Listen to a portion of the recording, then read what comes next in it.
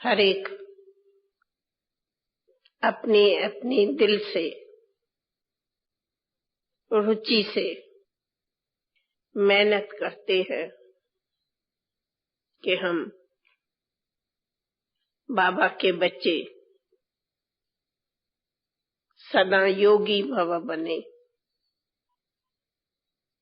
और बाबा के समान बने,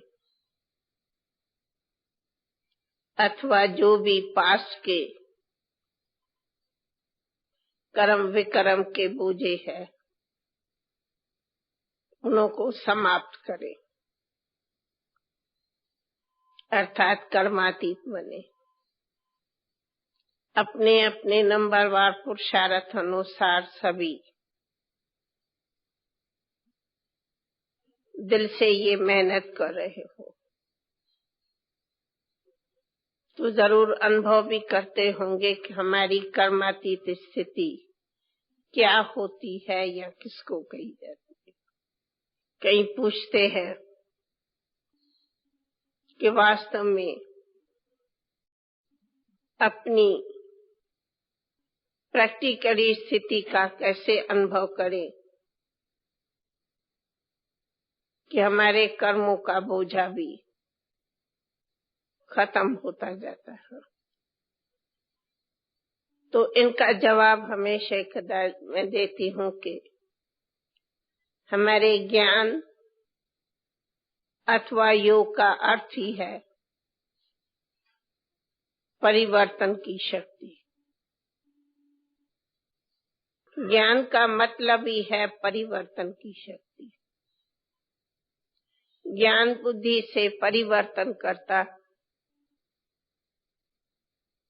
पहला तो परिवर्तन हो जाता है कि जो बहुत काल से, बहुत जन्मों से देह अभिमान में थे, तो पहले तो परिवर्तन हमारा होता है कि हम वास्तव में आत्मा है न कि देह है। और इसी परिवर्तन की शक्ति से ही हमारे सारे ही विचार कहो, मनसा कहो, वाचा कहो, कर्मणा कहो, परिवर्तन होती। ऐसे ही योग की शक्ति का भी अर्थ ही है योग माना भी परिवर्तन की शक्ति। योग हमें वो परिवर्तन की शक्ति देता जिससे हम अपने इंद्रियां जीत बने और उनसे भी पहले हमारे मनसा के सूक्ष्म व्यर्थ संकल्प जीत बने। पहले योग का अर्थ समझते थे कि योग माना मन को अमन करना, दमन करना, परंतु अभी हम जानते हैं कि हमें मन को दमन नहीं करना पड़ता, परंतु व्यर्थ संकल्पों को शुद्ध संकल्प में परिवर्तन करना पड़ता। अर्थात योग ने हमें मनसा पर,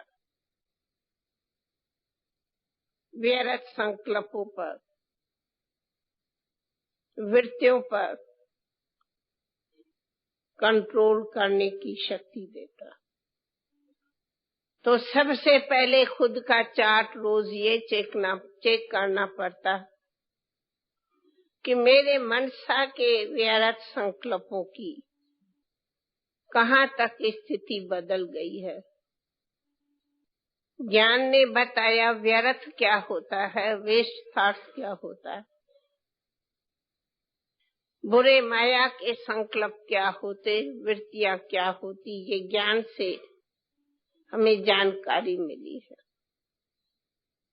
हम समझते हो कि ये बात तो हर एक अच्छी तरह से जानते कि बुरे संकल्प किसको कहते, बुरी मनसा किसको कहते। चाहे बुरे काम की वृत्तियां रहती है, चाहे किसी दूसरे के प्रति बुरी वैर विरोधों की भावना होती है, चाहे किसी के प्रति हमारी दुश्मनी को नफरतें होती है, अथवा कोई भी वस्तुओं में तीसरा आसक्तियां होती है, कोई भी प्रकार की आकर्षण है, ये सब है बुरे भावना। जितना जितना मनसा में बुराई होगी, उतना उतना देह का अभिमान अथवा अहंकार भी बढ़ता जाएगा। इसलिए ये जितनी भी हमारी मनसा की वृत्तियां शुद्ध नहीं होंगी, उतना उतना सूक्ष्म हमारे कर्मों का बोझा बढ़ता जाता। इसलिए हमारे को सबसे पहले बुद्धि की ये चेकिंग रखनी पड़ती कि हमारी बुद्धि कितनी साफ, स्वच्छ, शुद्ध, पवित्र है, स्व के प्रति भी, दूसरों के प्रति भी।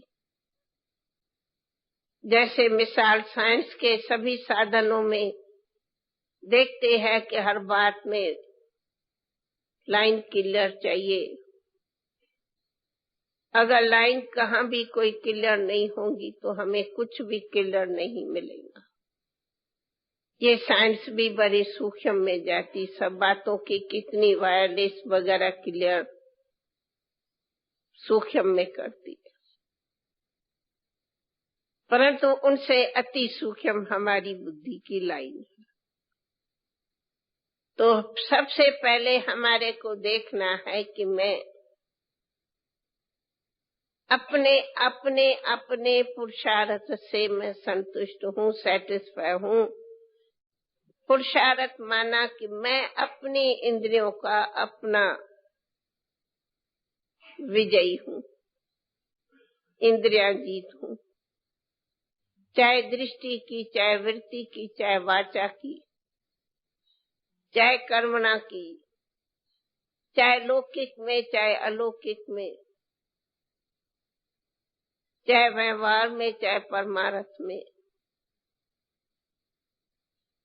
मैं अपना चार्ट देखूं कि मेरी इंद्रियां मेरे वश है, जीत है, या इंद्रियां से ही मेरी हार। मिसला कई मेरे से कहते हैं, इंद्रिय सुख की क्या अनुभूति होती। मैं कहती हूँ अति इंद्रिय सुख का अर्थ ही है इंद्रियां जीत का सुख। इंद्रियां जीत रहेंगे तो अति इंद्रिय सुख होगा, इंद्रियां जीत नहीं तो अति इंद्रिय सुख भी नहीं अनुभव करें। क्यों?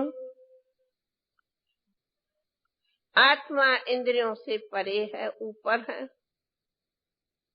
इंद्रियां स्थूल है, आत्मा उनसे अति सूक्ष्म ऊपर है। और फिर आत्मा के ऊपर प्यारा बाबा है। तो अगर आत्मा अपने नीचे इंद्रियों के ही अधीन है तो मेरा बाबा कहते भी उनका सुख का अनुभव नहीं कर सके। परंतु जब इंद्रियां जीत रहेंगे तो आत्मा अपने बाबा के ही याद के सुखों को अनुभव करती है। जितना जितना आत्मा अपने बाबा के संबंधों में रहेंगी, उतना उतना सुख का अनुभव करेगी।